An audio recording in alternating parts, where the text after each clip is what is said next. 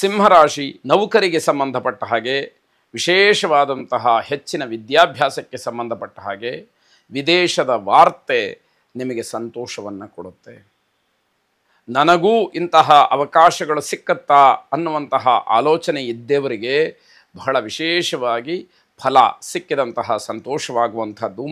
ಸ್ನೇಹಿತರಿಗೆ ಸಹಾಯ ಮಾಡಬಹುದು, ಆದರೆ ಅವರಿಂದ ಏನನ್ನೂ ಕೂಡ ನಿರೀಕ್ಷೆ ಮಾಡಬೇಡಿ ಅಂತಕ್ಕಂಥದ್ದು. ಪೂರ್ಣವಾಗಿ ಮಾಡಬೇಕಾದಂತಹ ಕೆಲಸಗಳು ಹಾಗೇ ಉಳಿಬಹುದು. ಇವತ್ತು ಈ ಕೆಲಸವನ್ನು ಮಾಡಿ ಮುಗಿಸ್ಬೇಕು ಅಂತ ಹೇಳಿ ಅಂದುಕೊಂಡಂಥದ್ದು ಒಂದಷ್ಟು ಬಾಕಿ ಉಳಿಲಿಕ್ಕೆ ಅವಕಾಶಗಳಾಗತ್ತೆ. ಅನಗತ್ಯವಾದಂತಹ ಬಹಳ ಹಗುರವಾದಂತಹ ಮಾತುಗಳನ್ನು ಆಡಬೇಡಿ. ನಿಮ್ಮ ಯೋಗ್ಯತೆಗೆ ಆ ಮಾತುಗಳಲ್ಲ, ನೀವು ತುಂಬ ಚೀಪಾಗಿಬಿಡ್ತೀರಿ. ಆವಾಗ ನಿಮ್ಮ ಘನತೆಗೆ ತಕ್ಕಂತಹ ಮಾತುಗಳನ್ನು ಆಡಬೇಕಾದಂಥದ್ದು. ಅಜೀರ್ಣದ ಸಮಸ್ಯೆ ನಿಮ್ಮನ್ನು ಕಾಡಬಹುದು. ಸ್ನೇಹಿತರ ಮಧ್ಯೆ ಯಾವುದೇ ರೀತಿಯ ಅಧಿಕಾರ ಬೇಡ, ಸ್ವಾಭಾವಿಕವಾಗಿರಿ. ಸ್ನೇಹಿತರು ಅಂತ ಹೇಳಿ ಅವರಿಗೇನೋ ನಾನು ಆರ್ಡರ್ ಮಾಡಿಬಿಡ್ತೀನಿ ಅಂತಕ್ಕಂತಹ ಭಾವನೆಗಳು ಬೇಡ. ಸ್ವಾಭಾವಿಕವಾಗಿ ಒಬ್ಬ ಸ್ನೇಹಿತನಾಗಿ ನೀವು ವರ್ತಿಸಿದರೆ ಅವರ ಮನಸ್ಸಿನಲ್ಲೂ ಕೂಡ ನಿಮ್ಮ ಬಗ್ಗೆ ಒಳ್ಳೆಯ ಅಭಿಪ್ರಾಯ, ಗೌರವ ಅಂತಕ್ಕಂಥದ್ದು ಇರುತ್ತೆ ಬರುತ್ತೆ ಎನ್ನುವಂಥದ್ದನ್ನು ಗಮನಿಸ್ಕೊಳ್ಬೇಕು. ಈಶ್ವರನನ್ನು ರುದ್ರಮಂತ್ರಗಳಿಂದ ಪ್ರಾರ್ಥನೆ ಮಾಡಿ, ಅದು ಗೊತ್ತಿಲ್ಲ ಅಂತ ಆದ ಪಕ್ಷದಲ್ಲಿ ಮನಸಾರೆ ಈಶ್ವರನನ್ನು ನಮಃ ಶಿವಾಯ ಎಂಬುದಾಗಿ ಪ್ರಾರ್ಥನೆ ಮಾಡಿ ಶುಭವಾಗಿ. ಕನ್ಯಾ ರಾಶಿ ನಿಮ್ಮ ಕೆಲಸ ಕಾರ್ಯಗಳಲ್ಲಿ, ಉದ್ಯೋಗದ ಸ್ಥಳದಲ್ಲಿ ಉತ್ತಮವಾದಂತಹ ಸ್ಥಾನ ಇರುತ್ತೆ. ಆದರೆ ಅಲ್ಲಿ ನಿಮ್ಮದೇ ಆದಂತಹ ಕೆಲವು ಮಾತುಗಳಿಂದ ನೀವು ನಿಮ್ಮ ಸ್ಥಾನಕ್ಕೆ ಚ್ಯುತಿಯನ್ನು ತಂದುಕೊಳ್ತೀರಿ, ಅವಮಾನ ಮಾಡಿಕೊಳ್ತೀರಿ. ಇದು ಬೇಡ. ಮಾತಾಡುವಾಗ ತುಂಬ ಆಲೋಚನೆಗಳು, ಸರಿಯಾದಂತಹ ರೀತಿಯ ವರಸೆ ಇರಲಿ ಅಂತಕ್ಕಂಥದ್ದು.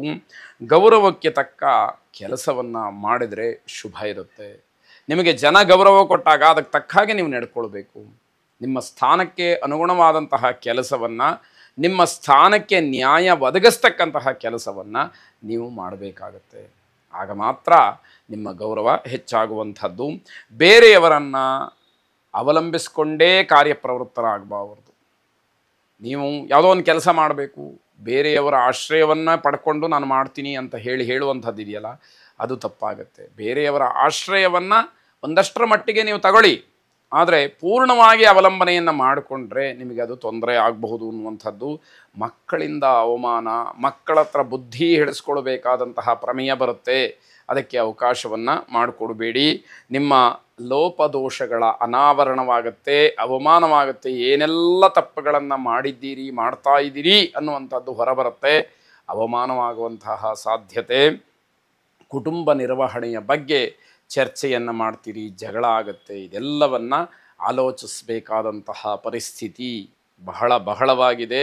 ಗಮನಿಸ್ಕೊಳ್ಳದೇ ಇದ್ದರೆ ತೊಂದರೆಯಾಗತ್ತೆ. ಗಣಪತಿಗೆ ವಿಶೇಷವಾದಂತಹ ಪ್ರಾರ್ಥನೆಯನ್ನು ಸಲ್ಲಿಸಿ ಶುಭವಾಗಿ.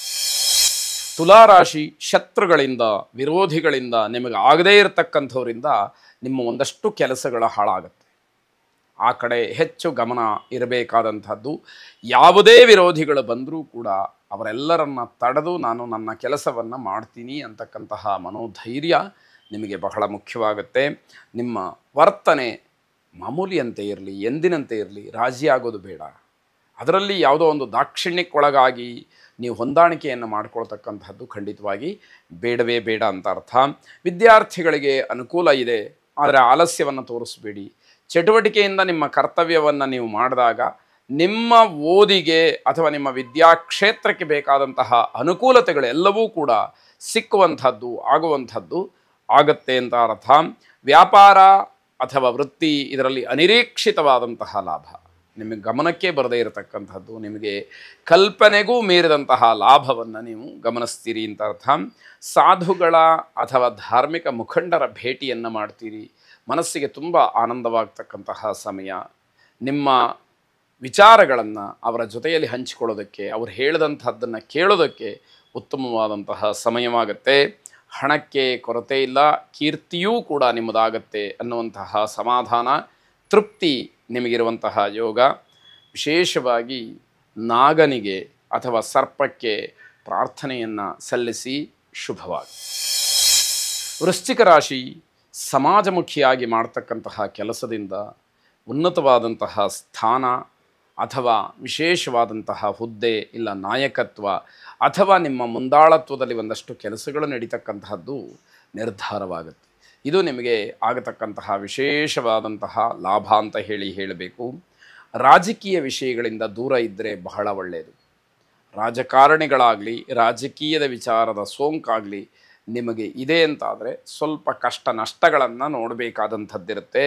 ಅನಗತ್ಯವಾದಂತಹ ವಿಚಾರಗಳಿಂದ ಗೊಂದಲವಾಗುತ್ತೆ, ನಿರಾಸೆಯನ್ನು ಹೊಂತೀರಿ. ಬೇಡದೇ ಇರತಕ್ಕಂತಹ ವಿಚಾರಗಳನ್ನು ಮುನ್ನೆಲೆಗೆ ತಂದುಕೊಂಡು ಅದರಿಂದ ಏನೋ ಆಗುತ್ತೆ ಅಂತ ಹೇಳಿ ಅದರಿಂದ ನಾನು ಸಾಧಿಸ್ತೀನಿ ಅಂತ ಹೇಳಿ ಪ್ರಯತ್ನ ಮಾಡುವಂಥದ್ದಿದೆಯಲ್ಲ, ಅದು ತಪ್ಪಾಗತ್ತೆ ಅಂತ ಅರ್ಥ. ಕುಟುಂಬದಲ್ಲಿ ಅಶಾಂತಿಗೆ ಕಾರಣವಾಗುತ್ತೆ, ಅದನ್ನು ಗಮನಿಸ್ಕೊಳ್ಬೇಕು. ಹಣಕಾಸಿನ ಆಸೆಯಿಂದ ಅಥವಾ ಹಣಕಾಸಿನ ಲಾಭಕ್ಕೋಸ್ಕರವಾಗಿ ಏನೋ ಪ್ರಯತ್ನಗಳನ್ನು ಮಾಡಿ ನಿರಾಸೆಯನ್ನು ಹೊಂತೀರಿ, ಮೋಸವನ್ನು ಹೊಂತೀರಿ, ವಂಚನೆಗೊಳಗಾಗ್ತೀರಿ. ಇದೆಲ್ಲ ಎಚ್ಚರಿಕೆಯನ್ನು ಗಮನಿಸ್ಕೊಳ್ಬೇಕಾಗತ್ತೆ. ಬೇರೆಯವರ ಸಂಪರ್ಕದಿಂದ ಮನೆಯಲ್ಲಿ ಬೇಸರ, ಮನೆಯಲ್ಲಿ ಯಾವ ವ್ಯಕ್ತಿಯನ್ನು ಕಂಡ್ರೆ ಇಡೀ ಕುಟುಂಬದಲ್ಲಿ ಎಲ್ಲ ಸದಸ್ಯರಿಗೂ ಆಗೋದಿಲ್ವೋ ಅಂತಹ ವ್ಯಕ್ತಿಯ ಜೊತೆಯಲ್ಲೇ ನಿಮಗೆ ವಿಶ್ವಾಸ, ಅದು ಮನೆಯವರ ಕೋಪಕ್ಕೆ ಕಾರಣವಾಗುತ್ತೆ, ಮನೆಯವರನ್ನ ಕೆರಳಿಸುತ್ತೆ. ಬೇಡ ಅಂತ ಹೇಳಿದರೂ ಕೇಳೋದಿಲ್ಲ ಅನ್ನುವಂತಹ ಮಾತು ಮನೆಯಲ್ಲಿ ಬರುತ್ತೆ ಅಂತ ಅರ್ಥ. ದತ್ತಾತ್ರೇಯರನ್ನು ಪ್ರಾರ್ಥನೆ ಮಾಡಿ, ಜಟಾಧರಂ ಪಾಂಡುರಂಗಂ ಶೂಲಹಸ್ತಂ ಕೃಪಾನಿಧಿಂ ಸರ್ವರೋಗಹರಂ ದೇವಂ ದತ್ತಾತ್ರೇಯಮಹಂ ಭಜೆ ಎಂಬ ಪ್ರಾರ್ಥನೆ ನಿಮ್ಮದಾಗಿರಲಿ. ಶುಭವಾಗಲಿ.